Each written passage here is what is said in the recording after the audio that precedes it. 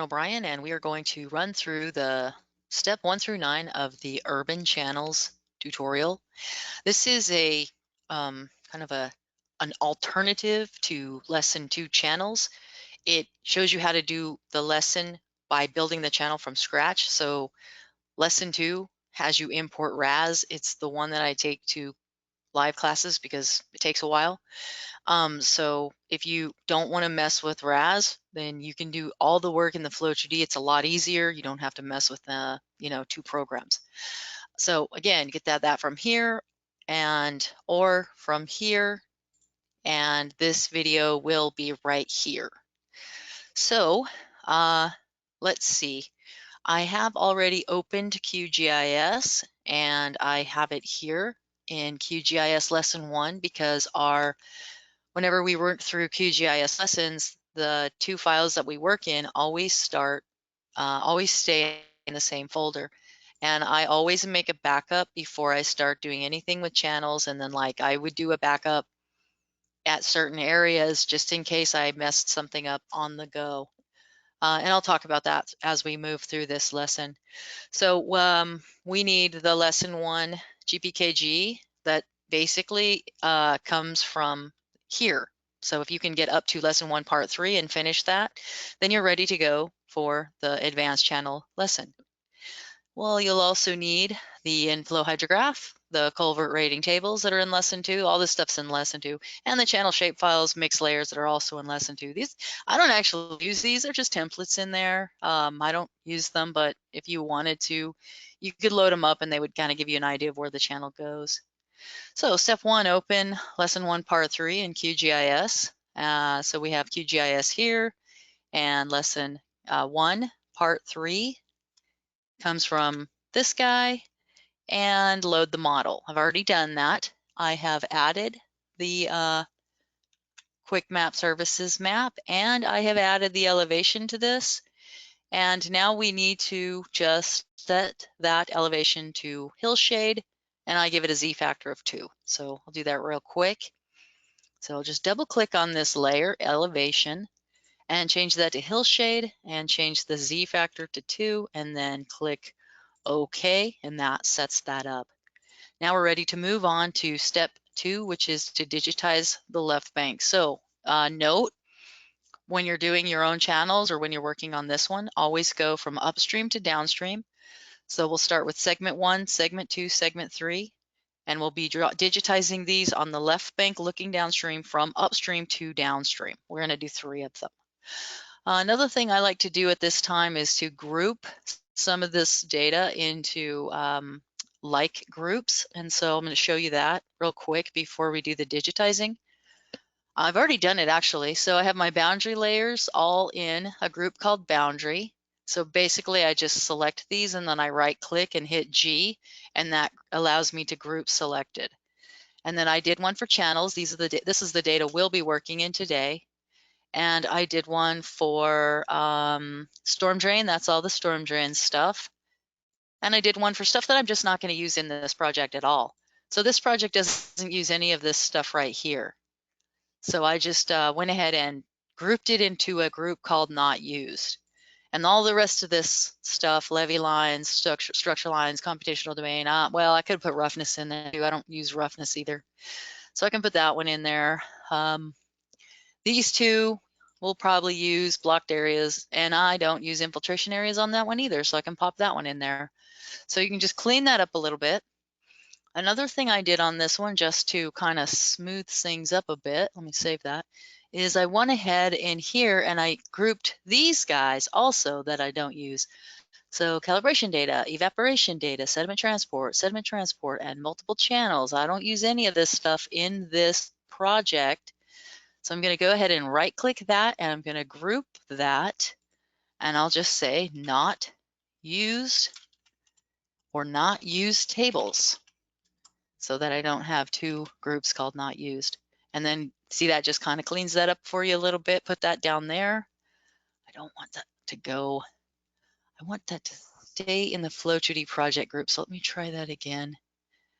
And let me see if I can move that to the bottom. No, yeah, move to bottom. Let's see if that works. Yeah, there we go, not used tables. And then I just make sure that it's at the bottom.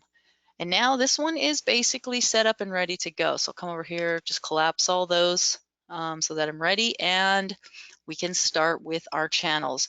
So as we do our channel, I'm going to select the left bank line, and I'm going to click the editor pencil and then click add a polyline. And then I'm going to show you these digitizing features. So we're going to come right back to this as soon as I get zoomed in here. So I'm going to, right now I'm on the pan tool, and I'm going to just zoom in. And let's see, let's go ahead and go with left bank lines, and then editor pencil, and then add a line.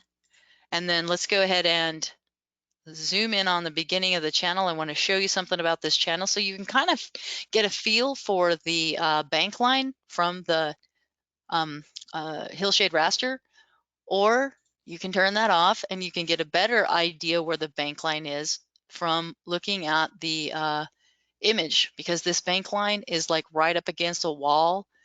So we're going to try to keep it on the channel side of that wall. And I'm just going to go ahead and click it and just start clicking my way down along this channel. Now, let's go over a couple of these guys right here. So the scroll wheel, zoom in and out will zoom you. And the scroll wheel will also help you pan. And you can also use the arrow keys to help you pan.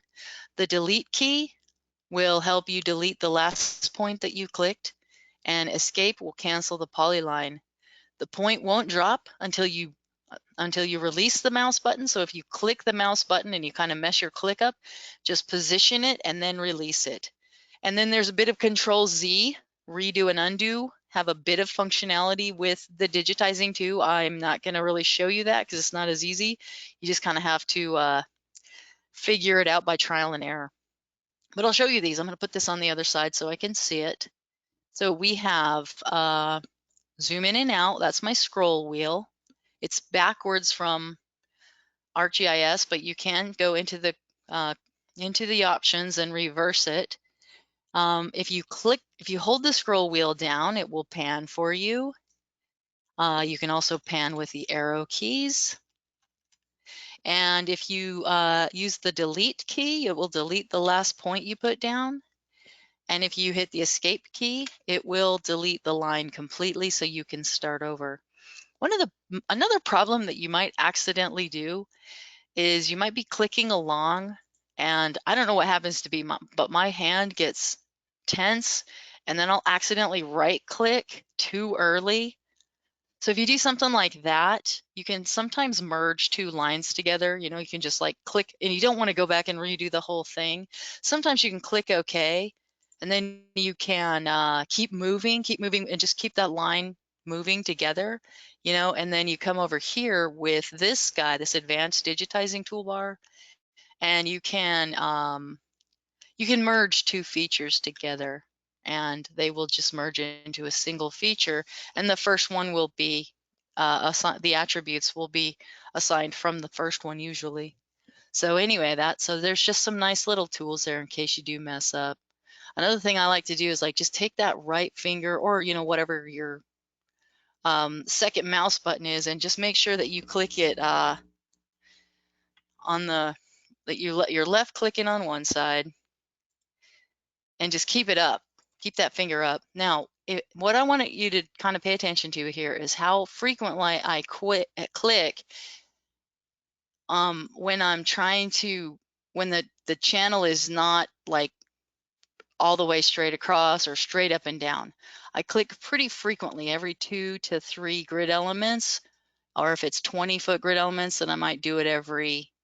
And I also like to click, okay, now see here, now it goes pretty much straight across for a while, so I can do it every 10 or so grid elements. And then back here where it starts to kind of go diagonal again, I will go ahead and start that back to every 2 to 3. And I am trying to kind of click on what I call a meaty part of a cell.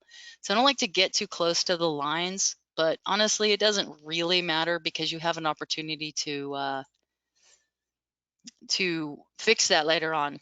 And then if you come in here, you'll see want to get kind of to the edge of this guy, not crossing the line, even though the bridge is on this side, I'm going to say just one adjacent to the bridge. And then I put my last click in there, and then I right click, and I'm going to call this Greenway 1. And then just pick it back up on the downstream side. Same thing, I'm going to try to pay attention right here to the start of that channel, which is kind of like right down in here. Or maybe you want to start it adjacent to your structure. So you can pick either one of these.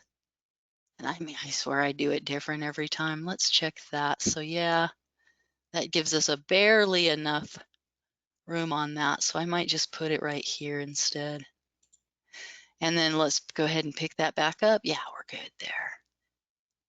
And this one is, again, we're going to just kind of go, and I'm just zooming it right in there, or I mean panning right along there, and just kind of trying to click on the cell where it's just the meaty part of the bank is sort of right in the middle of the cell, and I am doing more clicks because it's diagonal, but we can make changes and adjustments later. This just makes it trying to go, well, I don't want to get too crazy on my clicking. Make sure that I kind of doing it every 2 to 3 cells.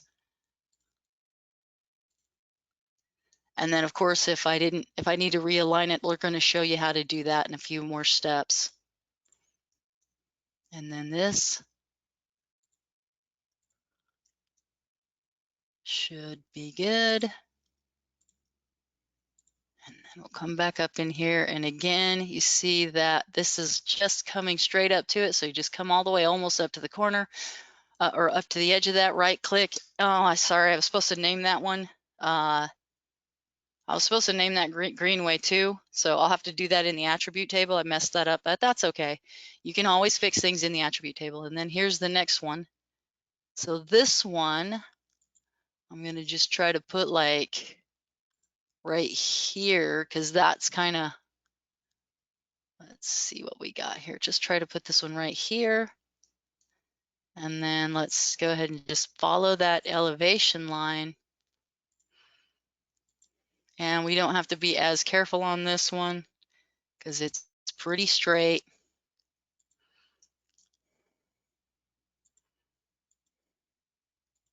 Still pretty straight. And then getting up to here, starting to get more of an angle. So we'll just go ahead and start putting those a little closer together. Okay, now we're just, let's see what we got here. I just want to see, yeah, now we're getting to the end, so we don't have to be quite as careful because there's no buildings or anything over here. So as long as we're up on the edge of the bank, that's perfectly fine. And I want to also grab the elevation here. Yeah, that one's, let me delete that one. Delete, hit the delete key. Whoops, that's the wrong delete key. No, come on. There we go. Okay, and then just kind of, well, it's okay. I'm just going to bring it down here. And then the last one, and I'll just try to get that to the edge, and then right click, and again, that one should be Greenway 3. Hit enter, and then I'm not quite done because I messed up this one, Greenway 1, and this will auto generate as soon as I hit save. And I'm not going to use anything else in this one because I don't have an initial depth. It's empty. The channel is empty as the model starts. I don't need a limiting frood because it's a 30-foot cell, so I'm not going to overdo the frood number. I don't need a rough adjust. Might maybe do a rough adjust if you're having some problems with this channel, but it's a 30-foot grid element size, so I don't expect to have any problems with this channel. If that channel was 10 feet, I would use the limiting frood and the rough adjust. But because it's a nice big grid, I don't really need to worry about it.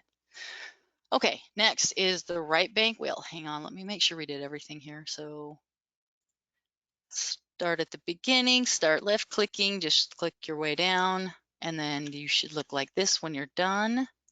And then you save, close the editor and save. I'm not going to turn off the editor. Well, I already did. You can leave the editor on. So then I would just zoom to that layer, and I just use this one. And then the next one will be the right banks. So that is digitize the right banks right here. So zoom in on the upstream channel segment, just like we did. It's the exact same process, except it's going to be on the right-hand side. So we're going to go 1, 2, 3, upstream to downstream, right bank looking downstream. Nothing any different on this one. So let's go ahead and do right bank lines, edit, add a feature, and then we can get down in here. And again, the elevation map on this one isn't as helpful as the fence line right here or the sidewalk. So I do want to start straight up from the edge of this because I don't want my channel being like diagonal right here. I just want it to be kind of straight up and down. And I can just get as close as I want to that. And again, if it's kind of diagonal, just go ahead and every 2 to 3 cells, put a vertex down, a vertex down, and I'm not as careful on this side as I am on other projects, and then now it's not quite going. You don't need to be quite as careful because it's straight across, so we don't have to worry about the alignment because it'll be aligned perfectly. Whoops. And then as you can see up here, let's see, where do I usually end this one? It's probably either here or here. I guess I probably do it right here. I should probably look in the thing and then I'll go ahead and just get right to the edge of that and then right click. And then you don't need any information here. Just right click and click OK. Don't need to name it or anything. And then you have this one. I'll just check our elevation map. And we are going to want to stay on the sidewalk on this one. So we're going to want to start right here and kind of follow the sidewalk. Don't worry about this mess right here. That's probably not going to be part of our LiDAR. So we can just follow that up like that. And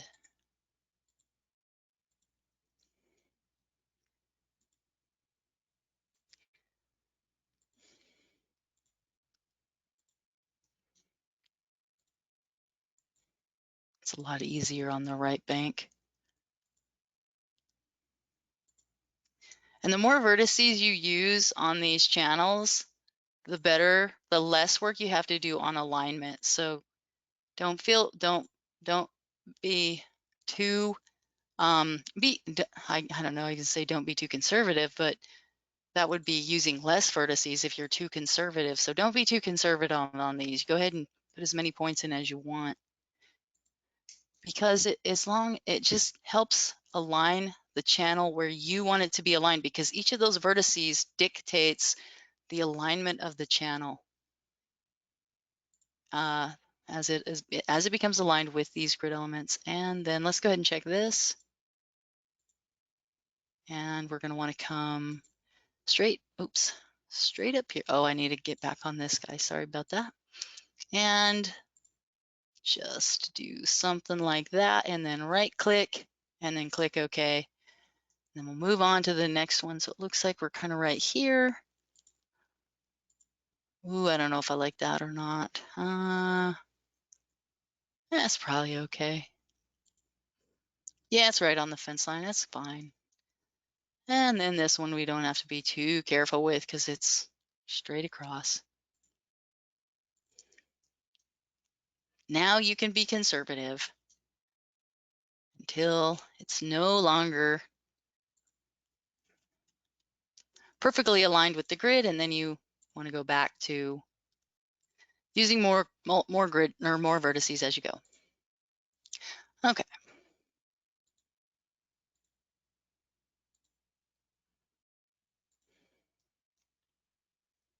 And I actually need to kind of shift up to the sidewalk for this next little bit. Just kind of be careful about is following. And let me do this to finish it off, just to make sure I stay right on top of that. And let's see. I think I can just end it right here. Let me make sure I'm zoomed in enough. End it right here, and then right click and go. And that's done. So we go ahead and save that. And again, you don't have to uncheck the, as a matter of fact, you can keep all your edits all the way on all the time. That's perfectly fine. And now the next step will be to add the cross sections, but let me go ahead and zoom back out just so that you can see. Now we have 3 of each, and the next step will be to digitize the cross sections. So this is a little bit more detailed. So you're going to try to digitize your cross sections in order from upstream to downstream. You do want to be conservative because the channel is pretty uniform, but there's going to be transitional areas where the geometry changes more rapidly over a shorter distance. So when you get to those areas, you want to be less conservative and use a few more cross sections.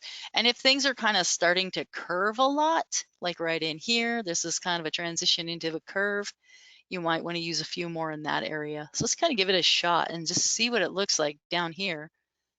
So here it is. And you can see I'm using anywhere from 6 to 10 cross sections on any given channel segment in this case. And if it's nice and flat like this, I try to go anywhere from 10 to 20 cells, even more. And if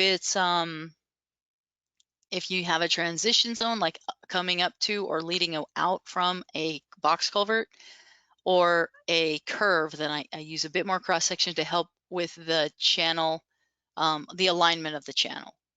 So let's take a look. Let's take a quick look at the rest of these instructions in here, because they do change a little bit. So we'll start upstream to downstream, first cross section being here and our last cross section being down here. And zoom in on the upstream corner. We won't do this. We'll just use the widget to turn it on. It doesn't matter. You can do it either way. I don't know why I do it this way in this tutorial. You can do it either way, but we'll do it the other way so you can see both methods. The first cross section of any channel segment has important restrictions. The line must cross both the left and right bank, and the line must start in the same cell. So as you can see here, it's got this point has to be the same cell as this point, and these 2 points have to be in the same cell. These 2 points right here have to be in the same cell. Now, if you want to restart this GIF, just right click it and open it in a new tab. So the key is click on the left side and then the right side, and then right click to close the line, and then just hit the enter key. You don't need to fill out any of the dialog box that comes up. So I'll show you right here. Click, click, right click, and then your dialog box comes up and just hit enter or click OK. I recommend enter. The rest of the cross sections don't have the same restrictions. You can make them pretty long. They just have to make sure that they cross both lines. And let's go ahead and just get it started. So we'll go ahead and zoom in on here, and I need to, first of all, you don't have to do anything, because the plugin will do everything at this point. Okay, so we come here and we click this button, and that is going to activate this layer and start it in editing mode. And don't worry about that message. It just said that the changes to this layer can be overwritten. That's okay. That's perfectly okay. And then for this, just going to watch out to make sure that our cross section doesn't cross this stuff here. So we'll just put it here, here, right click, enter. Okay, it's that simple. Now the next ones don't have to be so, and I'm going to make all of these ones straight up and down, like the alignment of the cross section, because it's real, the alignment of the channel to the grid is pretty mild. So I don't need my cross sections to not be, straight up and down. That's perfectly fine. I'm going to also miss this guy right here. This guy would go in with a confluence and a tributary. So I'm going to go ahead and just miss that one and go right past it. And you can see that I'm not being nearly as careful with these. So that's, this will be 1, 2, this will be 3 and 4. And then we can do this one here to represent, and then this one here to represent the width of the box culvert, and this one is the width of the channel. So we get our interpolation between these two to get you that transition zone into that cross section. And this one here, I think last time I did this, I put this over here, but this is fine. So again, these two have to be in the same cell, and these two have to be in the same cell, but other than that, it looks good. And then we come down here to the neck of the channel. Let's do it right here. And enter, and then let's see how many I had in that one. I had quite a few in that one. So I'll just go ahead. Now, once this now this one does get pretty like 45-degree angle to the grid. So on this one, I'll go ahead and at some point, what I'm looking for are grid elements that have a pretty meaty section. See that? That's going to be the end bank of the cross section. It's a pretty meaty section, meaning that there's quite a bit of the channel in there. It's not like close. It's not like right here where it's real close to a corner or real close to an edge. Enter. And then same thing, just two kind of spots where it's a little bit meaty. And then I'll do another one up here. Like this one looks pretty good. And then another one here where things sort of start to turn. And we'll do the two transitional cross sections where things kind of go back to, well, here, I'm going to escape that. I'm going to put this one a little bit farther and right click. And then we'll do this last one right here. And enter. And there we go. Okay. Here we go. We're going to do this one last one. Oh, this one's real close.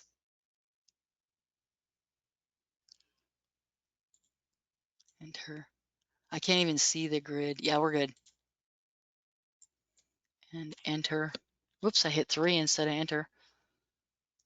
Okay, and then we'll do this. Oops, good grief. Let's see, we'll do this one here. Okay, and then don't have to be as careful. Don't have to be as close together because it's super uniform and there's no turning. And then sometimes I kind of make this one a little, and then this last one, I don't really like that position. We'll do it right there. And then these guys, I go ahead and make them straight again. And this one, and this one, and then this last one right here. Okay, that's pretty good. And we'll go ahead and zoom to that layer. And in this case, I want to hit the save over here because it triggers some actions. So I'm going to hit the save over here, and then it will. I'm also going to put the center button on, and then that will take me up to cross section 1 and highlight it. A couple things to note: you get some placeholder data in here in your table, and just a placeholder cross section that's going to be filled in the next few steps. So that's how you put your cross sections in. And then if you find that you messed one up, sometimes it's a little bit difficult to put another one in here. So sometimes it's better just to shift these about a little if you mess one up. But if you do mess one up and you're having a hard time getting it right, just give me a call and I can fix it for you. I can show you how to fix it, because unless you've done that a few times, it's a little challenging, or it's just annoying. Okay, so let's see what's going on next. So the next step is to complete the cross-section attributes. Okay, so if you're going to continue on with this one, you're going step 1 through 9. You're doing natural channel, which you're going to sample the elevation from that raster. if you want to use a trapezoidal geometry, you can go to step 5 and it'll show you how to do that. But we want the natural geometry. It's just a little bit easier. So what first thing we need to do is right-click the cross-section layer and open the table. And then we want to give our end value as a value of 0.035. And then we'll click Update All Cross Sections. And then we're going to change the name of these cross sections. So I'll show you how to do that. First off, I'm going to go ahead and select the cross sections right here. See, I'm in the cross. This one's active. And I'm using this button right here. I'm just going to select all these guys because and then I'm going to click Uncenter on that because that's just going to get annoying. And then I'm going to make some changes to these. So right-click the layer, open attribute table, start the editor, change this to FCN, which stands for end value or roughness, 0.035, update all. And then what we want to do is start these names. The reason I selected those is because I'm going to name them by segment. So this is Greenway 1.1. And I'm going to take the 1 dot and copy that. And then I'm going to go down and paste that and just start filling those in.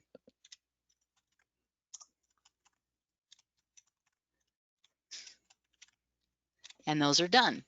So once those are done, I'm going to go back to the map and I'm going to select the next group.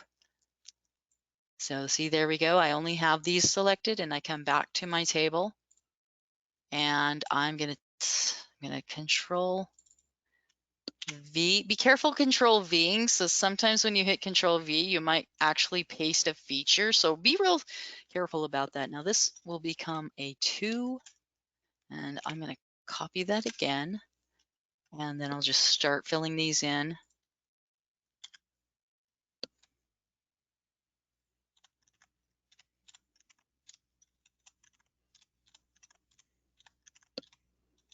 And there was 8 in this one. Every time I do this, it's totally different. And then this one will be 3. Control C, and then that is fill the rest of these in. Okay, so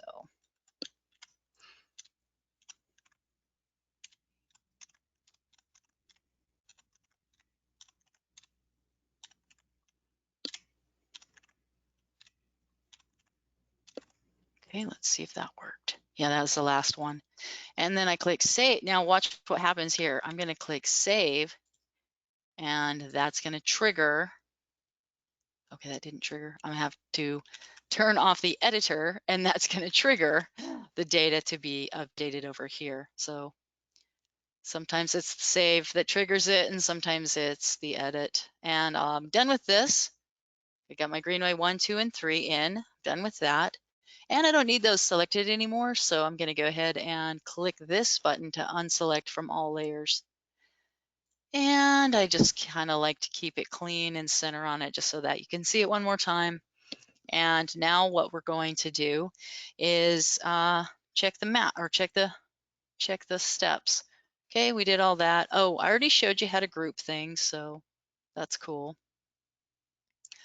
Sample elevation. Now we're going to do our sampling of elevation. So basically we're going to use this part of the dialog box to sample along our cross section between the 2 banks to fill out this data. So what it does, and I'm going to go ahead and hit the center button again. I'm going to zoom in a little bit and I'm going to just update this by changing the map to the first station. I'm going to change this to from a raster layer, and I'm going to sample all of them. You can either do them one by one or you can sample all of them. And now that I have all of the cross-section sample, I am going to brief, kind of quickly, but also kind of carefully, scroll through these and look for bad ones. So that one's fine. You can see that the banks are pretty close together. That one, yeah, that one's fine. That one's fine. That one's that's a little iffy, but it's got the top of bank. It's clearly got the top of bank, just a little maybe chopped off, and that's okay. That one's good. That one's good. And that one's good. Okay, let's see. This one See, this side is just a little bit lower than this side. If I wanted to move that back, let's see if something's in the way. Yeah, see, the wall's in the way. So you're not going to get much more out of that. So don't bother moving that one. It's perfectly fine. Now what it's doing is it's taking the point, this point right here is this point, and this point right here is this point. Okay, let's just keep on moving and see and make sure every one of them are nice. That's what we're doing. Yeah, that one's good. They're not going to be able to do much better than that. That one's fine. Boy, I did a pretty good job on this one. Usually I find one that I can, miss or I can fix. Yeah, that one's good. And that one's good. That one's good. Good. Good. That one's a little too far away, but or I'm sorry, it's over here. It's a little too far away, a little too much bank, but it's okay. There's nothing wrong with it. That one's fine. That one looks great. That one looks good. Well, that one's a little lacking on this side. Let's see what we can do on that side. Yeah, let's go ahead and see. Now I can make an adjustment to it. I'm going to highlight that layer, and I'm going to grab this tool right here. I'm just going to pull that up a tiny little bit, and then I'm going to resample it from there, and that looks much better. And I did an individual on that one. I don't know if you noticed that or not, but all I did was move that up to the top of the elevation data, and I sampled that guy right there using this guy. Okay. That one is it's just a lot higher on this side. There's not much we can do about it. That one's fine. That one's fine. Yeah. Might be able to pull it up a little bit. I don't think that did any good. A little bit. Okay. And that one's fine. Okay, so they all look pretty good. And I think it's a good time to save. And it would also be a good time to, honestly, it'd be a good time to make a backup at this point, like a recovery point. I always do a recovery point right before I put the channels in, and then I do a recovery point right before I hit the schematize button, just in case you mess something up in there and you got to start over. All right, let's go ahead back here and make sure that we covered everything. All right, and the next thing to do is the schematize button. So for the schematize button, the warning is it's a really good reset button. So if you have to do anything and let's say you've done your schematize and then you need to do a modification to your channel, you always want to hit that schematize button. It just clears things out, and I'll show you what I mean as we go. But use it as often as you want, and it just clears your channel data out. So it's really not a bad process. So click schematize channels, Greenway, blah, blah, blah. Let's see. Oh, yeah, it's just this guy right here. And it's going to give you a message about how many cross sections you had and how many total number of schematized cross sections there are and how many will need to be interpolated. It's always different every time I do this. So don't worry if your dialog doesn't match this one. And so we're going to go here and grab that. And then it's going to tell us how many we have done.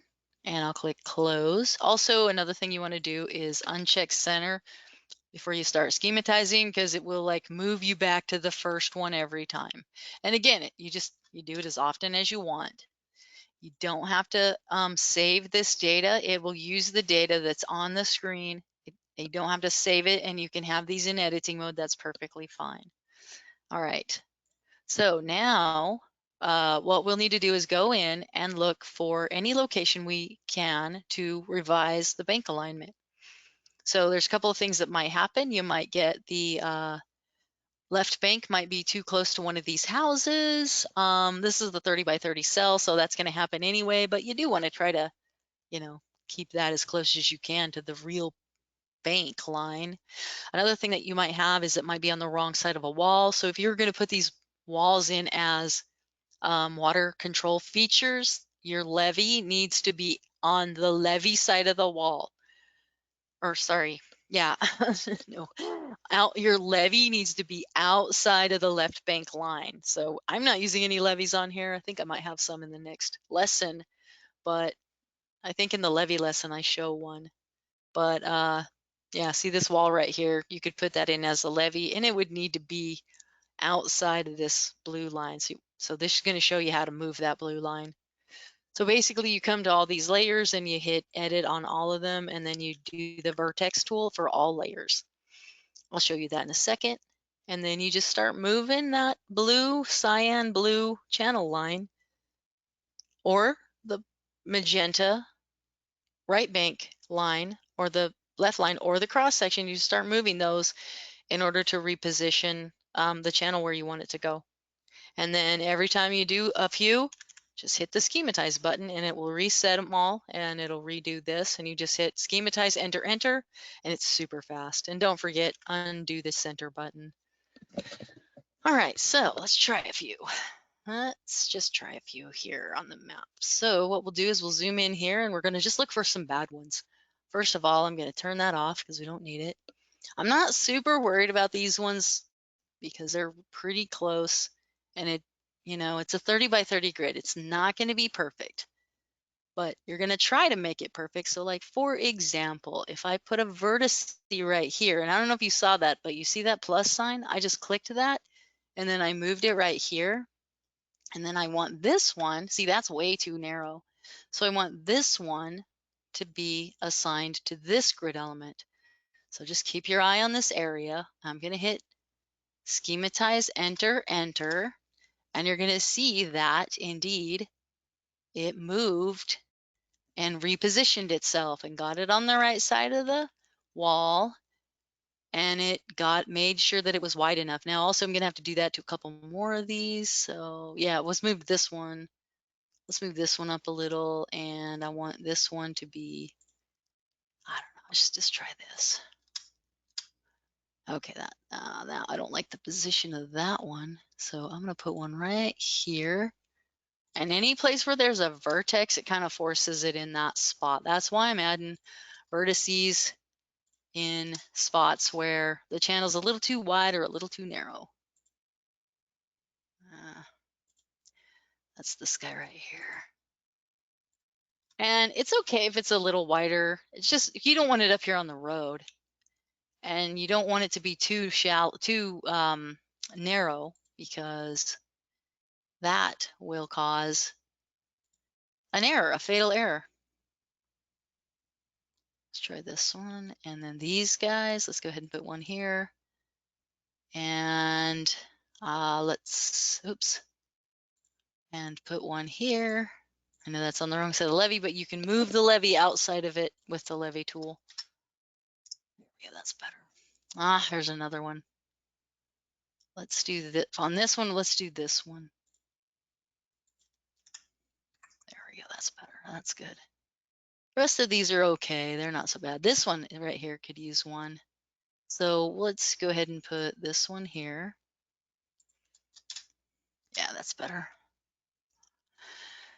And it's okay if you have, if this bank element is kind of inside the channel, as long as you have the width down, because again, 30 by 30 cell, you're not, it's a little bit easy to get perfect alignment. And so it's okay. I'm trying to find one that's kind of inside there. It's okay to have one that's like this, that's like splitting the difference between some of the grid element represents the bank, and some of the grid element, actually, no, that one's not good because it's too narrow.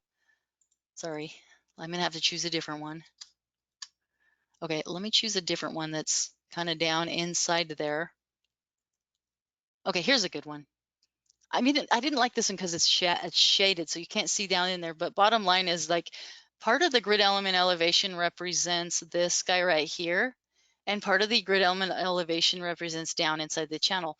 But when the model runs, FLO-2D is going to correct this grid elevation and use the bank elevation to represent the grid. So it's going to set it up here to this elevation, not using this elevation down here. And the channel, the 1D channel, is going to represent the channel, not not this cell right here, not the elevation of this cell right here. It's gonna trade the 2D overland flow for the 1D channel flow. And so if you look at this like this, and you see that that's 1412.1930, and I got that from this button. And then if you go and you use this button, and you kind of click on this guy, this cross section right here, you'll see that that's closer to 1418.13, not 1412. So it's like a 5-foot difference there. So, and that's actually the elevation here because we haven't interpolated it yet, just so you know that once you interpolate it, you'll then get a linear bank elevation from this point to this point. Okay, so let me just, okay, I don't usually worry about anything in here because nothing's ever wrong in there. These are all fine and these are all fine. Okay, there's nothing wrong with these guys. And these guys are terrible. So let's fix these guys up a bit. So go back to our vertice tool and we want this guy. Which one of these do we want to fix? Kind of this guy. Just bring it up here, bring one down here. Oh, it's a little better. It's not the prettiest channel right through there, but whatever. It's okay. And this one will go here. That's better. And that's why I use all those vertices. So the more of these that I don't have to fix, the happier I am.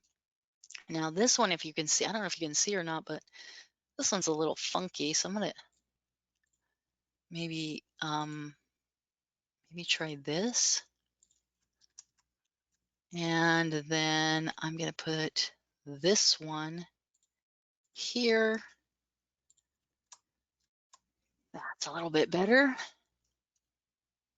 Okay, that's fine. It's okay if these two share, but these can, the left bank, these cells here, let me show you. These cells here can only be listed once. This is your FLO-2D channel, and these guys are your user layers. They're your guidelines, but the actual channel, your FLO-2D channel, is this guy here. And let's go ahead and put that one there. So you can have two cells sharing in a right bank, but you can't have two cells sharing in a left bank. And that doesn't really become important until you get to confluences and tributaries, which we're not going to talk about now. That's going to come in a different layer, a different lesson. So, okay, let's see. Let's get, one of these has to go. I guess I'll just do this one. And that one might be okay because it's diagonal.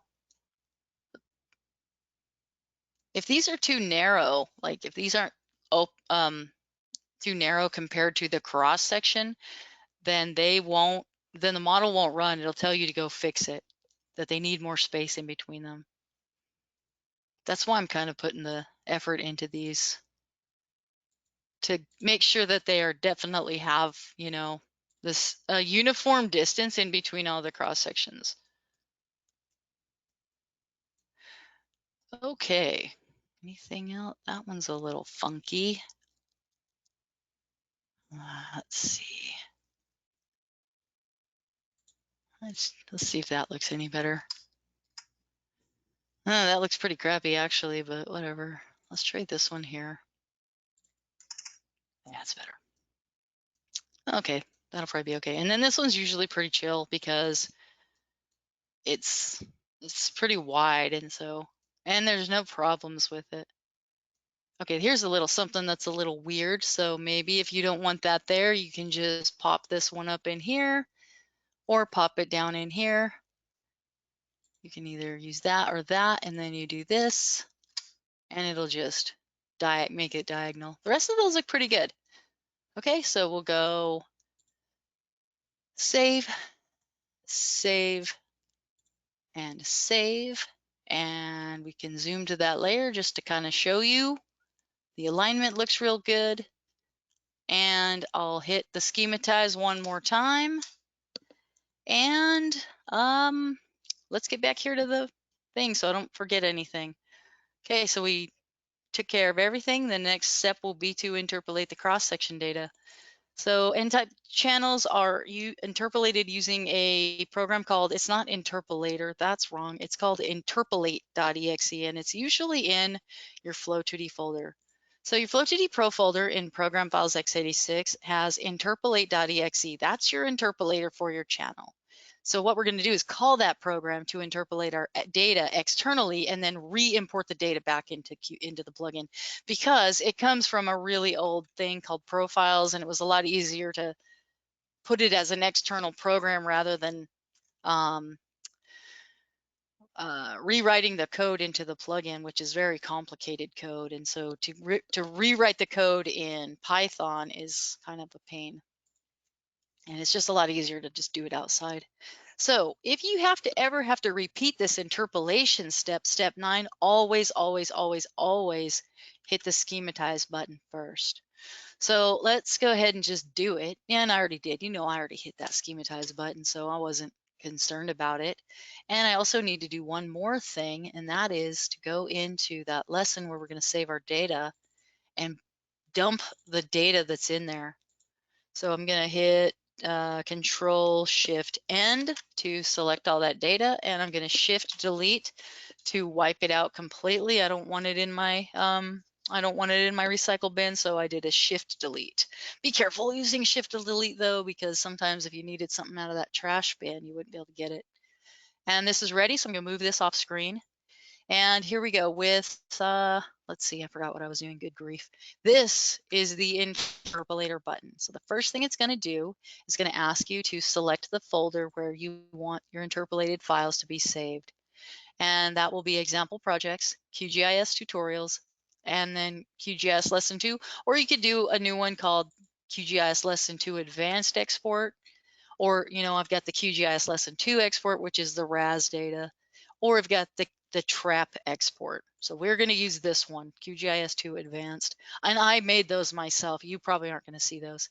Select the folder, and it's going to tell me that these 3 files were written. So these files are now here in their uninterpolated form. So chan.dat has a bunch of zeros in it, and then it has a 1 to represent the first cross section and a 2 to represent the next cross section. And all these guys in here need to be interpolated. Also, we have the exec the chanbank.dat won't be changed at all. It's just left bank on the one side and right bank on the other side. And the exec.dat only has the cross-section data for the cross-sections that we created. And that's these guys right here. So now the dialog box is going to ask us to interpolate that data. Okay, so there's 25 surveyed, or in our case, scanned cross sections, and we need 243 total cross sections. So I'm going to get interpolate, and the process is complete. The process is complete because we have this now. And then I'm going to hit import chan.dat, chanbank.dat, and exec.dat. And then that's done. So now this is good. So just to give you a bit of a clue as to what happened, you also have this little file right here. So it gives you your channel element number or channel number, the element number, and the cross-section number, and the cross-section name. And these were all interpolated here. And then this guy is the next cross-section.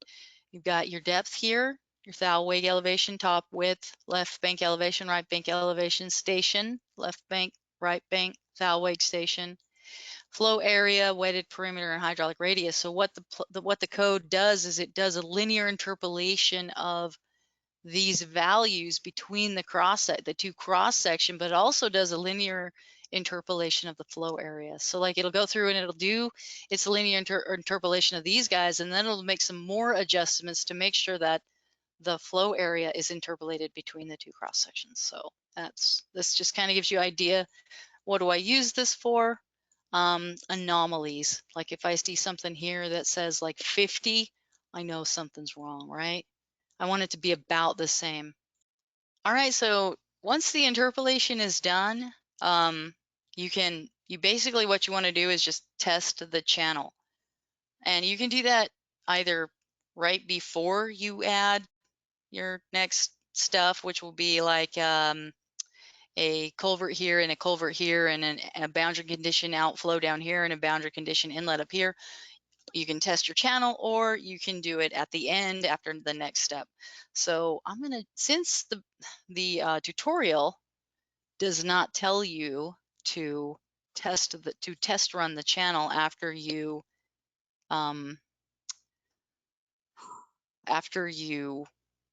do after you finish step 9, but I'm going to do it for the video just quickly.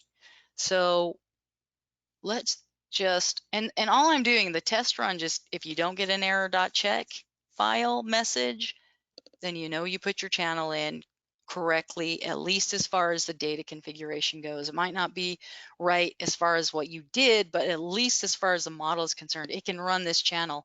And then of course, if the water didn't run through the channel right, you might have a blown cross section or whatever.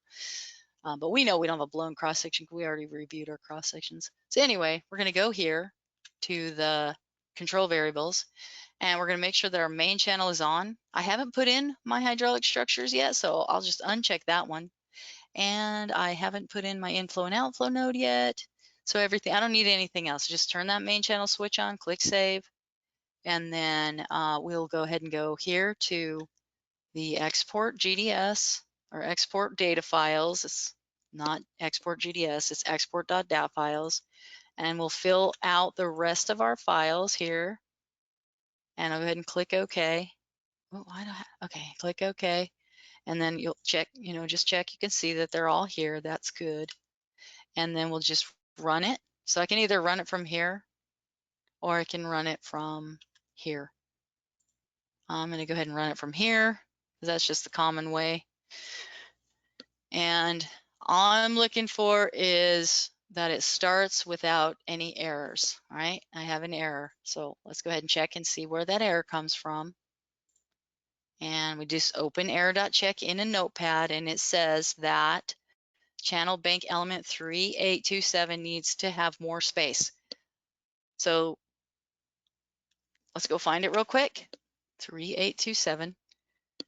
Actually, I was kind of hoping to get an error so I could show you this process, because this is the most common error. Oh yeah, there we go, right there, these two right here. Okay, so see how this two, they're just too close together. All right, so we'll come here on our left bank, and we'll just put this one right here, or we can fix the right bank and put it up here. And remember, I said to hit the schematize button before you do anything. So now that I've hit the schematize button, my cross-section data is no longer interpolated. So I have to go through that process again, but I'm going to go through it a lot faster. So remember, schematize and then interpolate. We select our folder, we're already in there because it remembered it, and then interpolate and then import that data back in. And then I can run again. I don't have to export the whole project again because I just put that data in there when I did the interpolation. Okay, so I can just run it this time. And we're going to just make sure that no more errors. And if we get no more errors, we're good to go. Yep, all I was looking for is that to pop up. Now, that is the end of the step 1 through 9. Don't worry about that. That comes up if there's nothing to sort in the vel times c.out, there's no velocity to sort, you get that error. So don't worry about it. And come back here, just let you know that the next step is to set up the boundary condition, and it has its own video. So I'm going to stop this recording so that I can load it into YouTube, and then it'll be on the lesson.